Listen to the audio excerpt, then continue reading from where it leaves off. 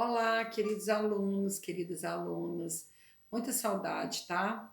Eu tô aqui hoje para a gente corrigir é, os exercícios que nós iremos fazer sobre o romantismo. Eu preciso muito corrigir esses exercícios, não vai dar em uma aula só. Então, eu devo usar duas aulas para gente, dois vídeos, tá? Então, eu vou corrigir a página 21 e 22 e depois eu vou postando 23 e 24. Eu preciso muito que vocês façam, tá? Eu vou cobrar muito isso, vou mandar e-mail cobrando para que vocês façam, para que a correção ela seja verdadeira, né? Que vocês entendam o que eu estou falando. Olha só, nós temos aqui na página 21 a canção do exílio, né? Nós trabalhamos muito isso do Gonçalves Dias. Eu acho até que eu já corrigi, vocês já fizeram esse aqui, mas eu não corrigi. Mas se eu corrigir também não tem problema, tá? Então, é minha terra tem palmeiras, onde canto o sabiá, as aves que aqui gorjeiam, não gorjeiam como lá. E a pergunta 19 é a seguinte: qual é a temática do poema? Lembram? A gente tá estudando o quê? O indianismo e nacionalismo, né? E esse poema ele fala sobre o exílio, sobre a saudade que ele sente daquela terra maravilhosa que é o Brasil. Então, aqui o que, que ele. A temática é o que? A saudade que ele sente da terra dourada dele, o Brasil. Ok? A 20. Para responder as questões, analise as afirmativas sobre o texto. Através do texto, o poeta realiza uma viagem introspectiva à sua terra natal, ideia reforçada pelo emprego dos verbos cismar. A exaltação à pátria perdida se dá pela referência a elementos culturais. 3. Lá expressa o local do exílio e o Brasil, respectivamente. 4. O pessimismo do poeta, característica determinante do romantismo, expressa-se pela saudade da sua terra, tá? Mas ele não é pessimista, né, gente? Não é. Então, aqui, quais são as corretas? Olha, A1, com certeza é. A2, tá?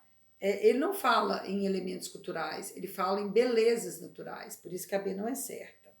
A3 é certa e a 4 não, porque ele não é pessimista.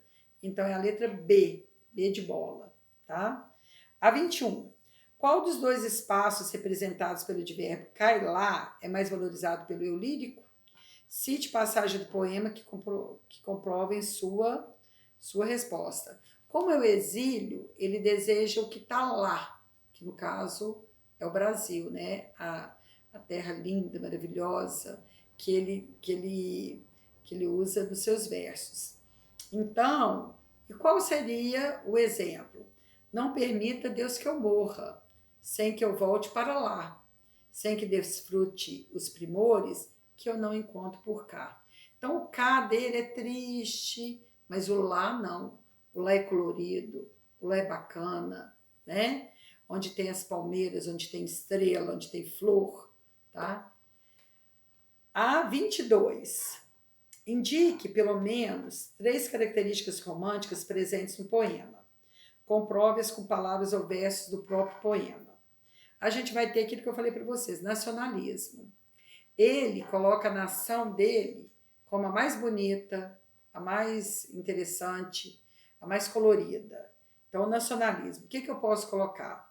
Nosso céu tem mais estrelas, nossas várzeas têm mais flores, né? Aí ele fala, nossa vida tem mais cores, isso é o nacionalismo. Aqui tudo é mais bonito. Subjetivismo é falar do sentimento dele, do que ele sente diante daquilo. Aí ele usa o minha, o eu e o encontro. Ele escreve em primeira pessoa. Os verbos vão estar em primeira pessoa. Isso é subjetivismo, tá? O escapismo também. O que é o escapismo? Ele precisa fugir da realidade para ele ficar mais feliz. Então, eu tenho esse verso aqui, ó. Em cismar, sozinho à noite. Então, ele vai ficar num lugar sozinho. Mais prazer encontre-o lá. Ele precisa sair fora dele para ele sentir prazer em outro lugar, tá bom? Então agora a gente vai lá para a página 22. Aí a gente tem o Ijuca Pirama. Eu acho que eu já corrigi isso com vocês, mas não tem problema.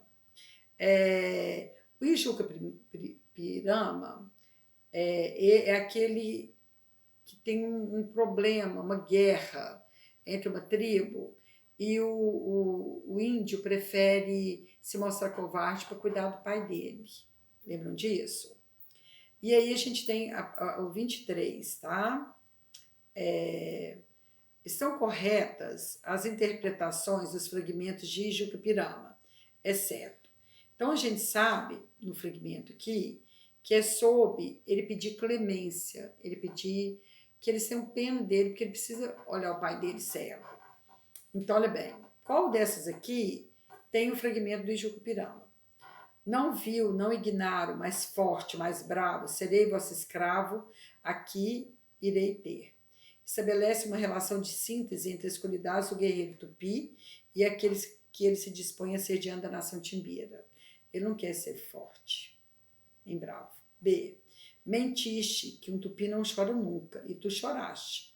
Parte, não queremos com carne vil enfraquecer os fortes. Você sabe que tinha o quê?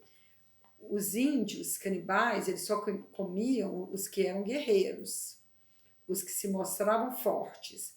Eles não iam comer ninguém, devorar alguém, se ele fosse fraco, se ele fosse covarde. Então, aqui, ó, letra B. O chefe Timbira duvida da coragem e da honra do guerreiro tupi e se recusa a sacrificá-lo para não contaminar sua tribo com a covardia. É como se ele estivesse doente com a covardia. É a letra B, tá? B de bola. A letra C. Ser maldito e sozinho na terra, pois com tanta vileza. Aí o velho tupi abençoa e perdoa o filho. Não é esse fragmento. Este sim que é meu filho muito amado, e pois que acha em filho, qual sempre tive. O velho pai reconhece que as lágrimas do filho não desonraram a tribo tupi, pelo contrário, enalteceram-na. Então, essa 23 é a letra B, tá? Aí a gente tem esse texto aqui, Lembrança de Morrer, do Álvares de Azevedo, tá? O Eu Lírico, ao 24. Aí eu tenho o Álvares de Azevedo, ele é da segunda geração romântica, tá? Então é aquela geração onde ele idolatra a mulher, coloca a mulher no patamar, mas ao mesmo tempo fala em morte, fala em perda, fala nesse sentimento, ele precisa sofrer, tá? É ultra-romantismo. Então, na 24, assinale a alternativa que, de acordo com o poema, completa corretamente o enunciado.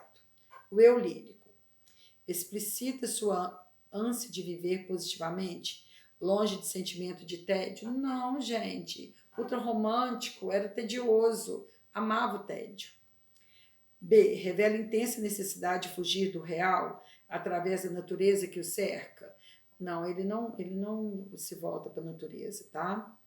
Sofre em decorrência da desilusão amorosa e recebe a compreensão de muitos amigos? Não, porque eles valorizavam a solidão, tá? A D.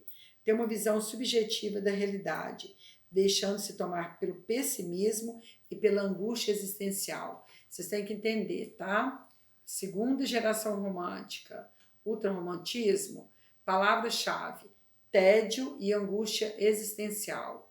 Lembra do Renato Russo, Cazuza, naquela época que eles estavam bem down, tá? Ver na morte uma ameaça às poucas lembranças agradáveis que teve na vida. A letra D de dado, que é a correta, tá? Que é a angústia existencial e o tédio. 25. As palavras a seguir estão relacionadas à visão que o lírico tem a respeito da vida. Eles tinham alegria e contentamento, segunda geração? Não. Desterro e saudade? Não, tem a primeira geração. Ilusão e crença? Não, também não tem. Satisfação e pesadelo? Não. Sofrimento e desesperança? Lembra?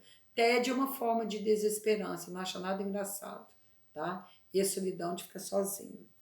É a letra E, tá? Então, 24, letra D de Deus, e 25, letra E. Um beijo, fiquem com Deus. Na próxima aula a gente corrige o restante, tá?